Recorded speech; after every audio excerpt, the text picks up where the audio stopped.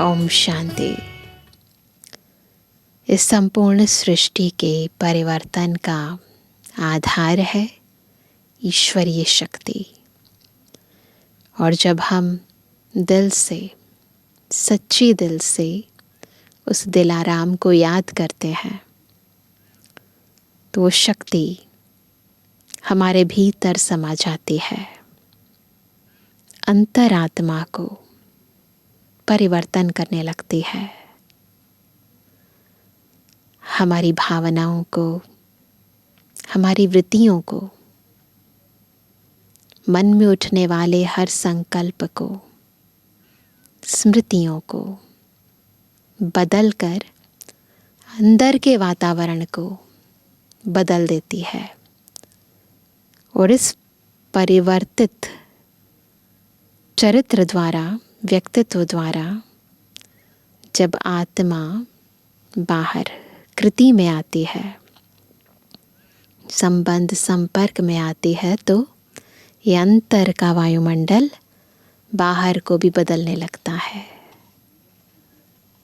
और जब संगठित रूप में हम सब मिलकर ऐसा वायुमंडल बनाते हैं तो सृष्टि में भी बाहर बहुत बड़ा परिवर्तन दिखाई देने लगता है। इसीलिए बाबा याद के महत्व को, ईश्वरीय याद की शक्ति के महत्व को बार बार समझाते हैं और हमें स्मृति दिलाते हैं कि हमें अपने को आत्मा समझकर बस एक बाबा दूसरा ना कोई इस स्थिति का अभ्यास करना है। तो अभी हम सुनते हैं इसी स्थिति में स्थित होकर बाबा की मधुर मुरली। आज है 3 नवंबर 2023।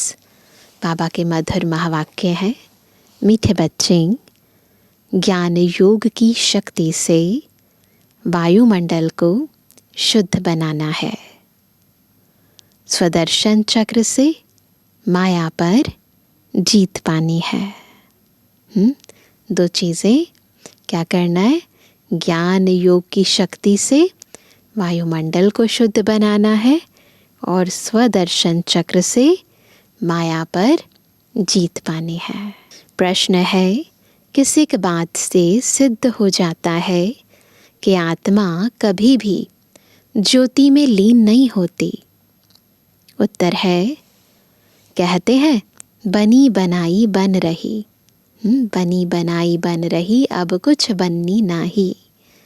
तो ज़रूर आत्मा अपना पार्ट रिपीट करती है। सब चीज़ें बना बनाया है, रेडीमेड है।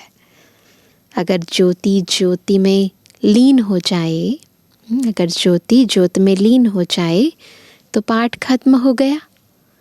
फिर अनादि ड्रामा कहना भी गलत हो जाता है। दोनों बातें एक दूसरे के बिल्कुल अपोजिट हैं।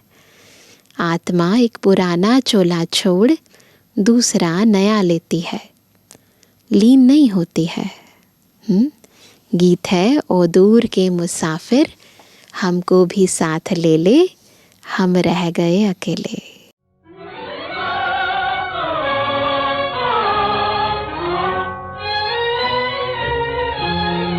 ओ दूर के मुसाफिर हमको भी साथ ले ले रे, हमको भी साथ ले ले, हम रह गए अकेले।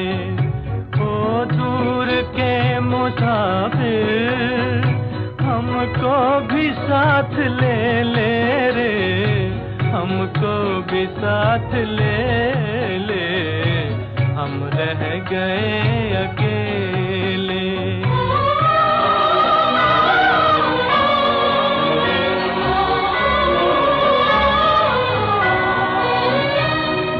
तूने वो दे दिया गम, बेमौत मर गए हम। दिल उठ गया जहां से, ले चल हमें यहाँ से, ले चल हमें यहाँ से। किस काम की ये दुनिया जो जिंदगी से खेले रे, हमको भी साथ ले ले, हम रह गए अकेले।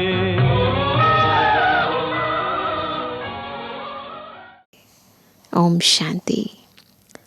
अब जो योगी और ज्ञानी बच्चे हैं, जो औरों को समझा सकते हैं, वह इस गीत का अर्थ यथार्थ रीति समझ सकते हैं। कौन है मुसाफिर, कहाँ जाना है, समझ सकते हैं। जो भी मनुष्य मात्र हैं, सब कब्र दाखिल हैं, सब बॉडी कॉन्शियसनेस में है। कब्र में क्या होता है? बॉडी तो होती है, आत्मा निकल जाती है। अभी हम सब दुनिया के अंदर देखें तो कोई भी सोल कॉन्शियस नहीं है, सब बॉडी कॉन्शियसनेस में है। अपने को आत्मा नहीं समझते तो क्या है? कब्र दाखिल है। कब्र दाखिल उनको कहा जाता है जिनकी ज्योति उझाई हुई होती है, यानी बिल्कुल आत्मिक स्मृति होती नहीं है, जो तमो प्रधान है, जिन्होंने स्थापना की है और जन्म बाय जन्म पालना अर्थ निमित्त बने हुए हैं। उन सब ने अपने जन्म पूरे कर लिए हैं। आदि से लेकर अंत तक किस किस धर्म की स्थापना हुई है, हिसाब निकाल सकते हैं, सबको पता है।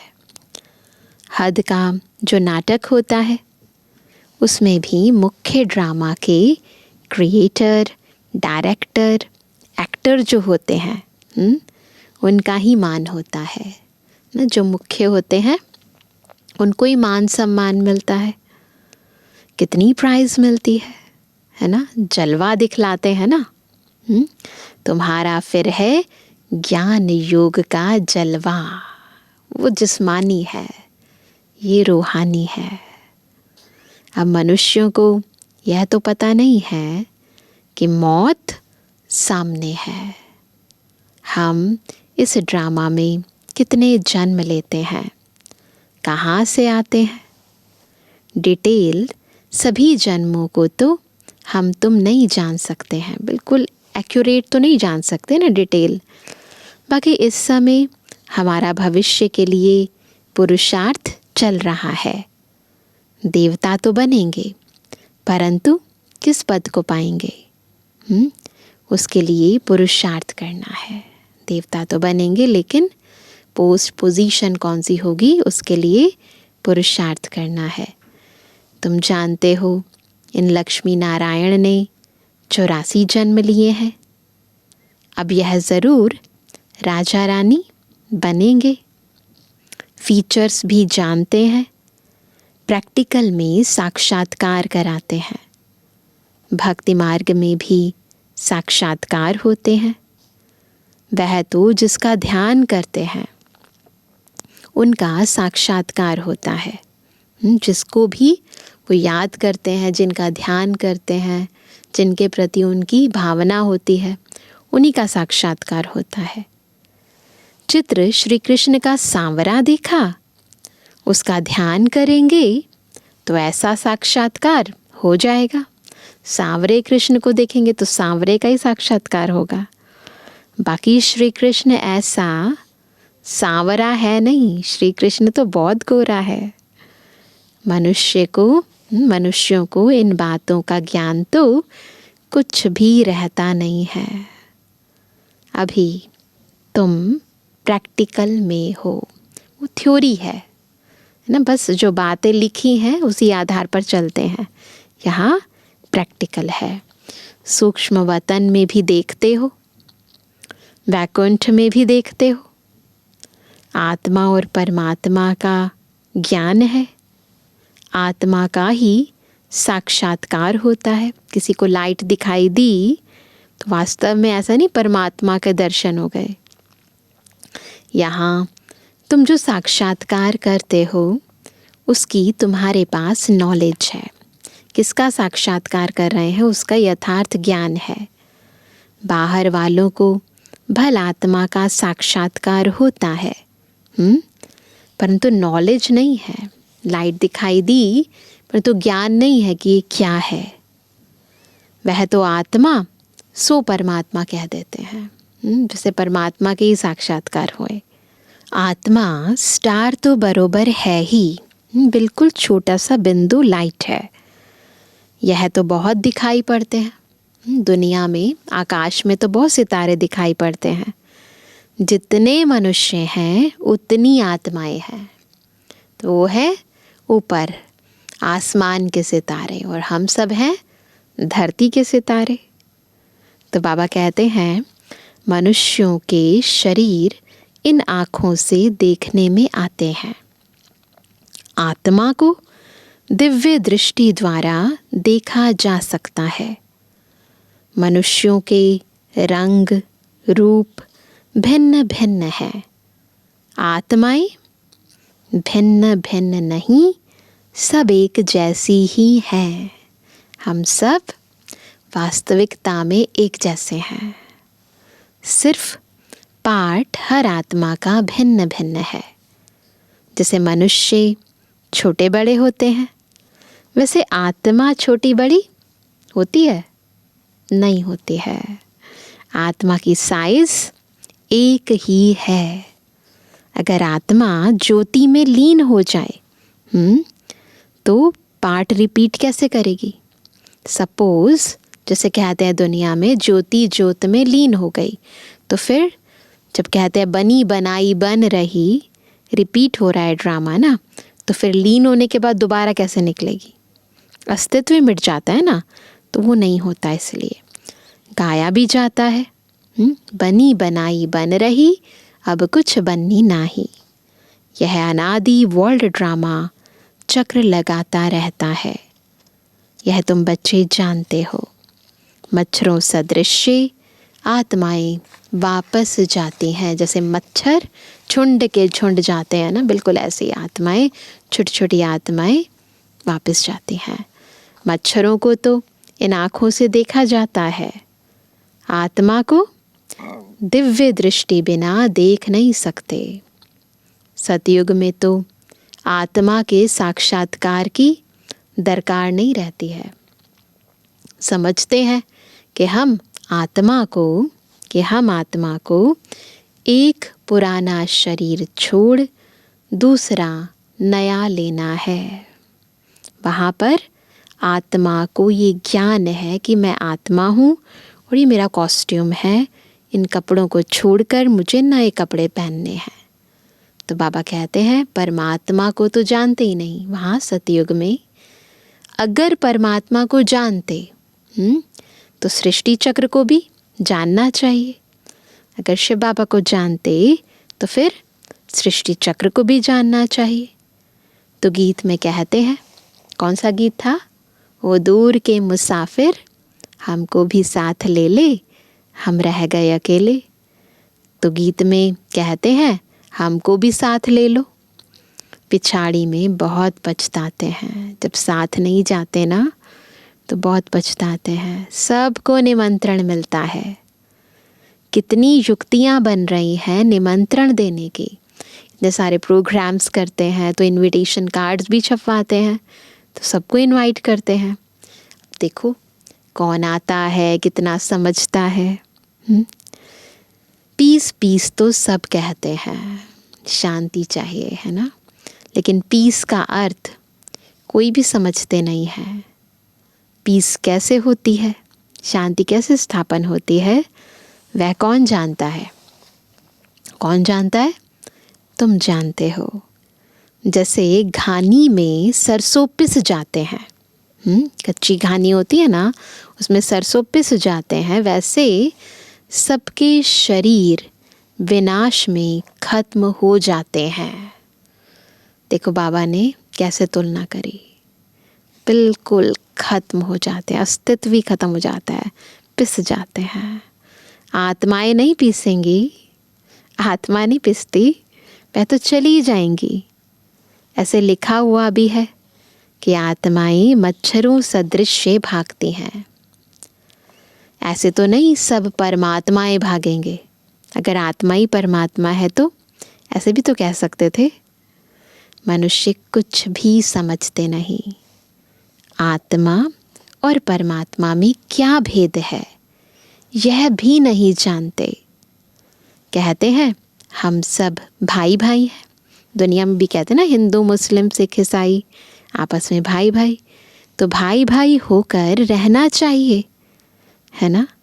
उनको यह पता नहीं है कि सतयुग में भाई भाई अथवा भाई बहन सब आपस में शीरखंड होकर चलते हैं।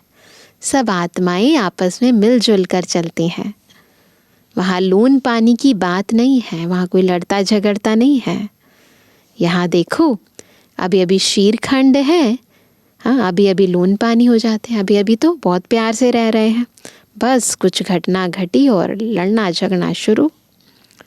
तो बाबा कहते हैं एक तरफ कहते हैं चीनी हिंदू भाई भाई, फिर क्या करते हैं, उनका बुत बनाकर आग लगाते रहते हैं। जिस्मानी भाई भाई की यह हालत देखो। रूहानी संबंध को तो जानते नहीं। हमारा आपस में रूह का संबंध है। सब एक शिव बाबा के बच्चे आपस में रूहानी भाई भाई हैं, ये बात नहीं समझते हैं। तो बाबा कहते हैं रूहानी संबंध को तो जानते नहीं। तुमको बाप समझाते हैं, तुम क्या करना है, अपने को आत्मा समझना है। बाबा क्या समझाते हैं, अपने को आत्मा समझना है। देह अभिमान में फंसना नहीं है। बॉडी कॉन्शियसनेस आत्मा को फंसाती है, देह में फंसाती है, संबंधों में फंसाती है, कर्मों में फंसाती है, नीचे फंसाती रहती है। कोई कोई देह अभिमान में फंस पड़ते हैं। बाप कहते हैं देह सहित देह के जो भी संबंध हैं सबको छोड़ना है। यह मकान आदि सब भूलो, सब कुछ भूल जाओ। वास्तव में तुम कहाँ के निवासी हो, परमानेंट घर कहाँ है, परम धाम निवासी हो। अभी अभी फिर वहाँ चलना है जहाँ से पाठ बजाने आए हैं, फिर हम तुमको सुख में भेज देंगे। तो बाप कहते हैं लायक बनना है, सुख धाम में जाने के लिए लायक बनना है। गॉड किंगडम स्थापन कर रहे हैं, राजधानी स्थापन हो रही है। क्राइस्ट की कोई किंगडम नहीं थी, वह तो बाद में जब लाखों क्रिश्चियन बने होंगे तब अपनी किंगडम बनाई होगी, बाद में बनती है। क्राइस्ट कोई किंगडम स्थापन नहीं करते हैं। यहाँ तो फट से सतयुगी राजाई बन जाती है। कितनी सहज बात है। जैसा पुरुषार्थ करते हैं उस अनुसार प्रारब्ध मिल जाती है। तो ये तो कितनी सहज बात है। बरोबर भगवान ने आकर स्थापना की है। श्री कृष्ण का नाम डालने से सारा घोटाला कर दिया है। कंफ्यूज हो गए हैं, घोटाला हो गया है। गीता में है प्राचीन राजयोग और ज्ञान, वह तो प्राय लोप हो जाता है। अंग्रेजी अक्षर अच्छे हैं, तुम कहेंगे बाबा अंग्रेजी नहीं जानते। बाबा कहते हैं मैं कहाँ तक सब भाषाएं बैठ बोलूँगा। कौन कौन सी लैंग्वेजेस में बाबा बोलेंगे, एक में बोलेंगे फिर दूसरे वाले नाराज़ हो जाएंगे। इसलिए बाबा कहते हैं कि नहीं, मैं केवल एक ही भाषा में बोलता हूँ। मुख्य है ही हिंदी, तो मैं हिंदी में ही मुरली चलाता हूँ। जिसका शरीर धारण किया है ब्रह्मा बाबा, वह भी हिंदी ही जानता है। तो जो इनकी भाषा है वही मैं भी बोलता हूँ। और कोई भाषा में थोड़ी पढ़ाऊँगा। मैं फ्रेंच बोलूँ तो यह कैसे समझेगा। अगर शिव बाबा ब्रह्मा बाबा द्वारा फ्रेंच बोले तो फिर ब्रह्मा बाबा कैसे समझेगा। मुख्य तो इनकी यानी ब्रह्मा की बात है ना। ब्रह्मा है आगे सबसे, ब्रह्मा का दिन और ब्रह्मा की रात, तो जो मुख्य एक्टर है उसी की बात है, तो उसी की ही भाषा में बोलेंगे। इनको तो पहले समझना है ना, दूसरे कोई का शरीर थोड़े ही लेंगे। गीत में भी कहते हैं मुझे ले चलो, क्योंकि बाप और बाप के घर का तो किसको भी पता नहीं है। गपोड़ा मारते रहते हैं अलग अलग लोग, अलग अलग बातें। अनेक मनुष्यों की अनेक मतें हैं, इसलिए सूत मूंझा हुआ है, इसलिए कंफ्यूजन बहुत है। बाप देखो कैसे बैठे हुए हैं। हाँ, यह चरण किसके हैं, पूछ रहे हैं बाबा, ये चरण किसके हैं? तो किसी ने जवाब दिया शिव बाबा के। तो बाबा कहते हैं वह तो हमारे हैं ना। ब्रह्मा बाबा कहते हैं ये तो हमारे हैं, मैंने लोन दिया है। शिव बाबा तो टेम्परेरी यूज करते हैं, वैसे यह चरण तो मेरे हैं ना। शिव के मंदिर में चरण नहीं रखते हैं, बाकियों में रखते हैं। चरण पादुका है ना, वो भी रखते हैं। चरणों का एक छोटा सा छापा भी रखते हैं। तो बाबा कहते हैं कि शिव के मंदिर में चरण नहीं रखते हैं। चरण श्री कृष्ण के रखते हैं, देवियों के भी रखते हैं, श्री कृष्ण के भी रखते हैं, श्री राम के भी रखते हैं। शिव तो है ऊंच ते ऊंच, तो उनके चरण कहाँ से आए? तो सबसे सर्वोच्च है, तो उनके चरण कहाँ से आए? हाँ, शिव बाबा ने उधार लिया है, ब्रह्मा बाबा का शरीर उधार लिया है। चरण तो ब्रह्मा के ही हैं। मंदिरों में बैल दिखाया है, बैल पर सवारी कैसे होगी? कैसे करेंगे शिव बाबा? छोटी सी बिंदी, बैल पर शिव बाबा कैसे चढ़ेंगे?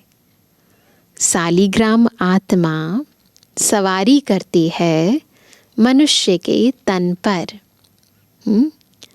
बाप कहते हैं मैं जो तुमको ज्ञान सुनाता हूँ वह प्राय लोप हो जाता है, आटे में नमक मिसल रह गया है, उसको कोई भी समझ नहीं सकते। मैं ही आकर उसका सार समझाता हूँ। मैंने ही श्रीमत देकर सृष्टि चक्र का राज समझाया था। उन्होंने फिर देवताओं को स्वदर्शन चक्र दिखा दिया है। उनके पास तो ज्ञान है नहीं, स्वदर्शन चक्र तो दिखा दिया है, परंतु ज्ञान तो नहीं है संपूर्ण सृष्टि के आदि मध्य अंत का। यह है सारी ज्ञान की बात, ऐसा कोई स्थूल हथियार नहीं है, यह है सारी ज्ञान की बात। आत्मा को सृष्टि चक्र की नॉलेज मिलती है, जिससे माया का सिर काटा जाता है। ऐसा कोई व्यक्ति का सिर नहीं काटते, माया का सिर काट देते हैं। सिर अर्थात देह अभिमान कट जाता है, खत्म हो जाता है। उन्होंने फिर स्वदर्शन चक्र असुरों के पिछाड़ी फेंकते हुए दिखाया है। ऐसे दिखाते हैं ना, श्री कृष्ण ने स्वदर्शन चक्र फिराया और ऐसे चक्र घूमता हुआ गया और फिर काट दिया गला। इस स्वदर्शन चक्र से, ये जो वास्तविक स्वदर्शन चक्र है, इससे तुम माया पर जीत पाते हो, अपने विकारों पर जीत प्राप्त करते हो। कहाँ की बात कहाँ ले गए हैं। शास्त्रों में अलग ही तरीके से अलंकृत रूप से वर्णन कर दिया है, चित्रों में भी दिखा दिया है। तुम्हारे में भी कोई बिरले यह बातें धारण कर और समझा सकते हैं। नॉलेज है ऊंची, उसमें समय लगता है। पिछाड़ी में तुम्हारे में ज्ञान और योग की शक्ति रहती है। यह ड्रामा में नूंद है। उन्हों की बुद्धि भी नर्म होती जाती है। तुम वायुमंडल को शुद्ध करते हो। कितना यह गुप्त ज्ञान है। लिखा हुआ है अजामिल जैसे पापियों का उद्धार किया, परंतु उसका अर्थ भी समझते नहीं हैं। कैसे उद्धार किया? अजामिल जैसे पापी का क्या अर्थ है, ये नहीं समझते हैं। वह समझते हैं कि ज्योति ज्योत में समा गया। सागर में लीन हो गया। 5 पांडव हिमालय में गल गए। प्रलय हो गई, खत्म हो गया सब कुछ। एक तरफ दिखाते हैं वह राजयोग सीखे, फिर प्रलय दिखा दी है। और फिर दिखाते हैं कि श्री कृष्ण अंगूठा चूसता हुआ पीपल के पत्ते पर आया। कोई भी बात दूसरे से मिलती नहीं है, उसका भी अर्थ नहीं समझते हैं। वह तो गर्भ महल में था ना। अंगूठा तो बच्चे चूसते हैं, तो छोटे बच्चे चूसते हैं ना, पैदा हुआ बच्चा थोड़ा ना चूसता है। कहाँ की बात कहाँ लगा दी है। मनुष्य तो जो सुनते वह सत सत कहते रहते हैं, बुद्धि का प्रयोग नहीं है भक्ति में। सतयुग को कोई जानते नहीं। झूठ उनको कहा जाता है जो चीज़ होती ही नहीं। जैसे कहते हैं परमात्मा का नाम रूप है ही नहीं, परंतु उनकी तो पूजा करते रहते हैं। तो परमात्मा है अति सूक्ष्म, उन जैसी सूक्ष्म चीज़ कोई है नहीं। एकदम कैसी है? बिंदी है। सूक्ष्म होने कारण ही कोई जानते नहीं। भल आकाश को भी सूक्ष्म कहा जाता है, परंतु वह तो पोलार है ना, वो भी बहुत सूक्ष्म है, परंतु है तो पोलार ना। 5 तत्व हैं, 5 तत्वों के शरीर में आकर प्रवेश करते हैं। वह कितनी सूक्ष्म चीज़ है। आत्मा बहुत सूक्ष्म है, एकदम बिंदी है। स्टार कितना छोटा है। यहाँ परमात्मा स्टार बाजू में आकर बैठे तब तो बोल सके। ब्रह्म बाबा की भ्रुकुटी में बाबा की आत्मा तो है ऑलरेडी ब्रह्मा बाबा की, उनकी बाजू में आकर बैठे तो बोल सके। कितनी सूक्ष्म बातें हैं। मोटी बुद्धि वाले तो ज़रा भी समझ ना सके। सब कुछ जो कुछ भी बाबा बता रहे हैं वो सब सूक्ष्म है।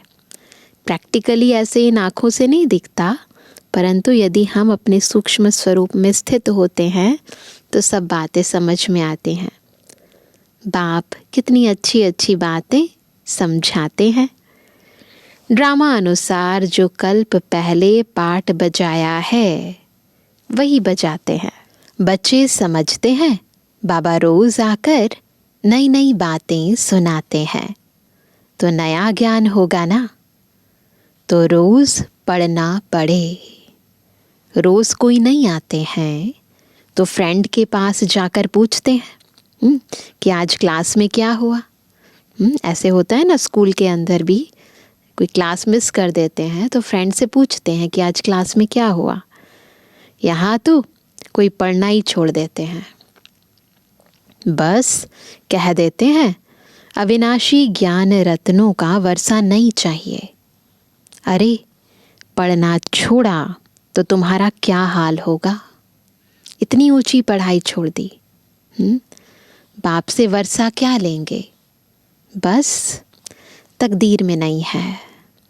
यहाँ स्थूल मिल्कियत की तो कोई बात नहीं है। ज्ञान का खजाना बाप से मिलता है। ज्ञान कितना सूक्ष्म है, कितना महीन है। ये खजाना शिव बाबा से मिलता है। कोई स्थूल धन की बात नहीं है, स्थूल खजाने की बात नहीं है।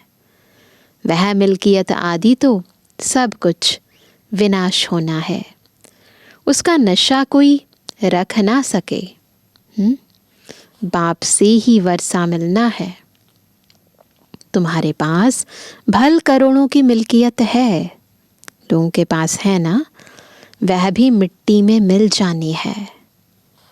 इस समय की ही सारी बात है। अब तो सबको दिखाई भी देता है ना, जगह जगह पर वॉर्स छिड़ी हुई हैं ना, पल भर में क्या से क्या हो जाता है। तो इसलिए किसी भी विनाशी चीज़ की ना, कोई नशा कोई मन में अगर हो, अभिमान हो कि ये चीज़ मेरे पास है, तो नहीं रखनी चाहिए, क्योंकि सब चीज़ें अब विनाशी हैं, क्षणभंगुर हैं, सब मिट्टी में मिल जाने वाली हैं। तो बाबा कहते हैं यह भी लिखा हुआ है, किसकी दबी रहेगी धूल में, किसकी जलाए आग, किसकी राजा खा जाता है, किसकी चोर लूट जाता है, तो सब चीज़ें खत्म हो जाएंगी। इस समय की बातें पिछाड़ी में चली आती हैं। विनाश तो अब भी होना है। विनाश के बाद फिर है स्थापना। अभी वह स्थापना कर रहे हैं। वह है अपनी राजधानी। तुम दूसरों के लिए क्या कर रहे हैं? तुम दूसरों के लिए नहीं करते हो। जो कुछ भी करते हैं किसके लिए करते हैं? अपने लिए करते हैं। जो कुछ करेंगे वह अपने लिए। जो श्रीमत पर चलेगा वह मालिक बनेगा। तुम तो नए विश्व में, नए भारत के मालिक बनते हो। नई विश्व अर्थात सतयुग में तुम क्या बनते हो? मालिक बनते थे। नई विश्व अर्थात सतयुग में तुम मालिक थे। अभी यह पुराना युग है। फिर तुमको पुरुषार्थ कराया जाता है नई दुनिया के लिए। कितनी अच्छी अच्छी बातें समझने की हैं। आत्मा और परमात्मा का ज्ञान, सेल्फ रियलाइजेशन। सेल्फ का फादर कौन है? बाप कहते हैं मैं आता हूँ तुम आत्माओं को सिखलाने। अब फादर को रियलाइज किया है फादर द्वारा।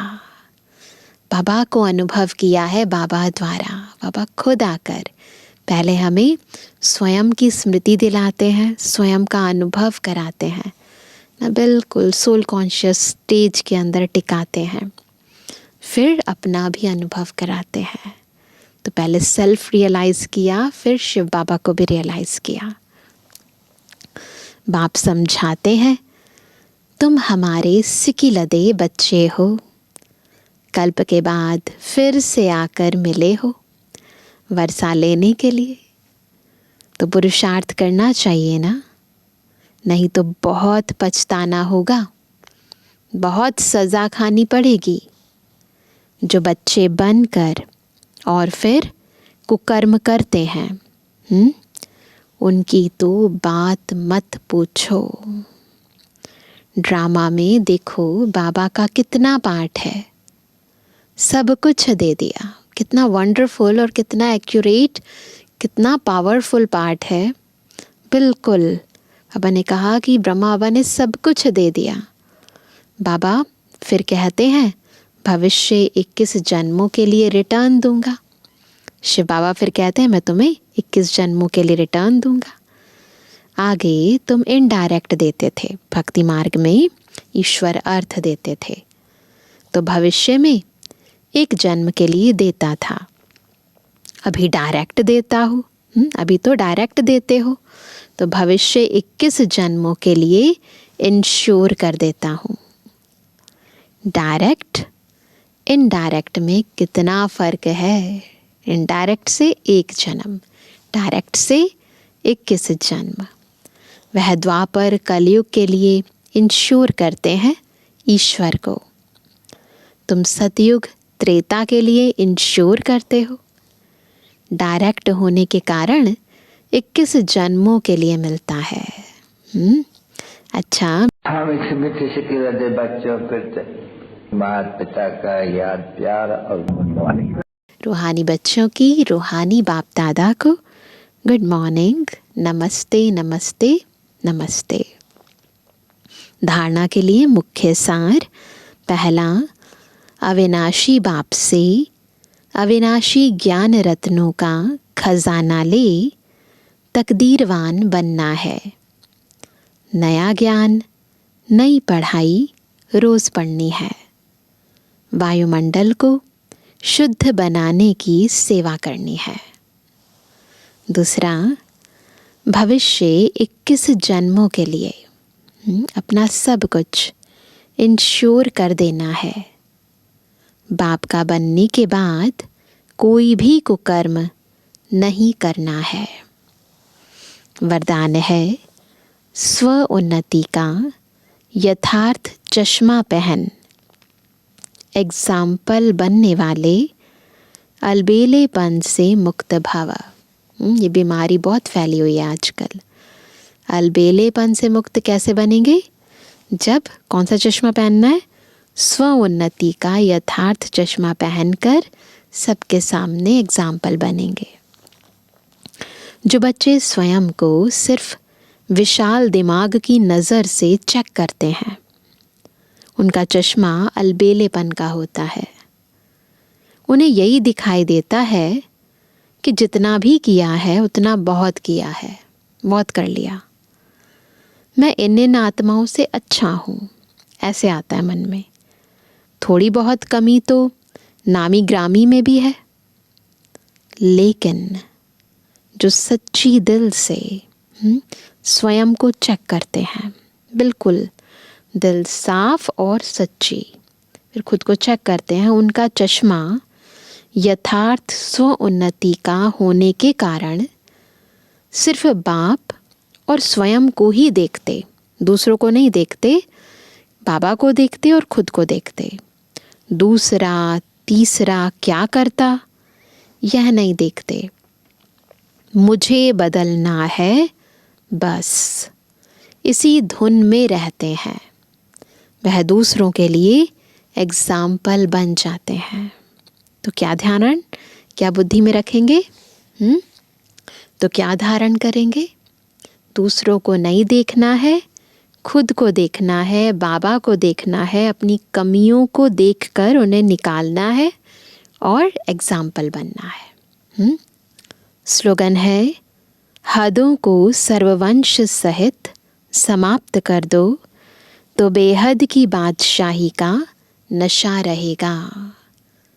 हदों का वंश बहुत बड़ा है, देह भी हद है, संबंध भी हद है ना। हमारे कई संकल्प भी हद वाले चल पड़ते हैं, कर्मों में भी हद है ना, बहुत सारी हदें हैं। इस वंश को समझना, फिर समाप्त करना, तभी बेहद की बादशाही का नशा रहेगा।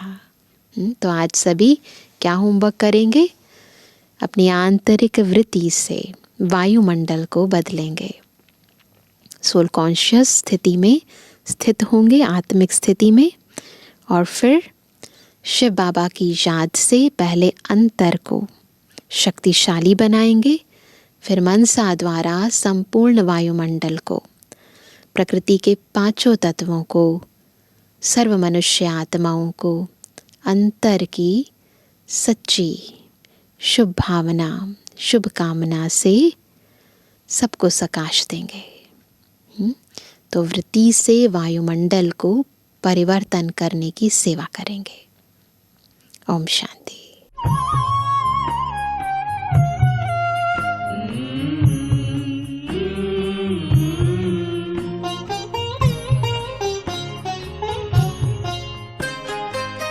साथ तुम्हारा प्रभु कितना है प्यारा, साथ तुम्हारा प्रभु कितना है प्यारा।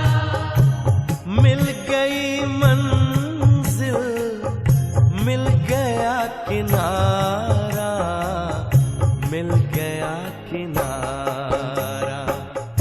साथ तुम्हारा प्रभु कितना है प्यारा, साथ तुम्हारा प्रभु।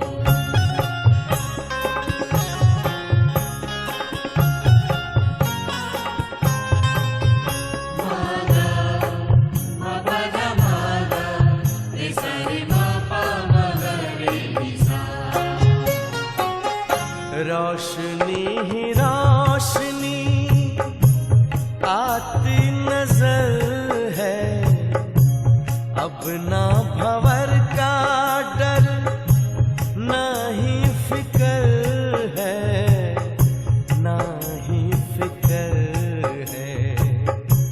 हाथ में तेरे जब हाथ है हमारा, साथ तुम्हारा प्रभु कितना है प्यारा, साथ तुम्हारा।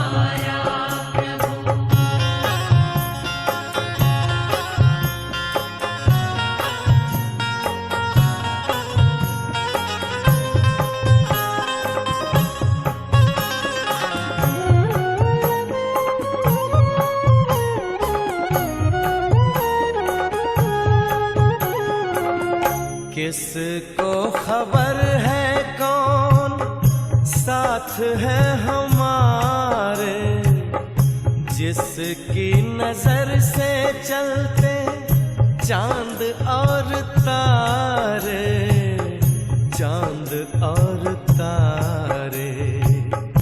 कितनी ही बार तुमने पार उतारा, साथ तुम्हारा प्रभु कितना है प्यारा।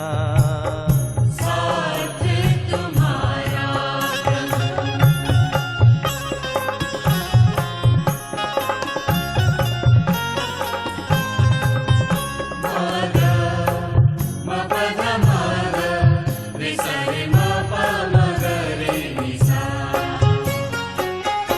अपना गगन अब तो अपनी ज़मीं है, तू मिल गया तो फिर हमें क्या कमी है, हमें क्या कमी है। कितना हसीन लगता हर एक नजारा, साथ तुम्हारा प्रभु कितना है प्यारा। साथ तुम्हारा प्रभु कितना है प्यारा। मिल गई मंजिल, मिल गया किनारा, मिल गया किनारा। साथ तुम्हारा प्रभु कितना है प्यारा। साथ तुम्हारा प्रभु कितना है प्यारा। साथ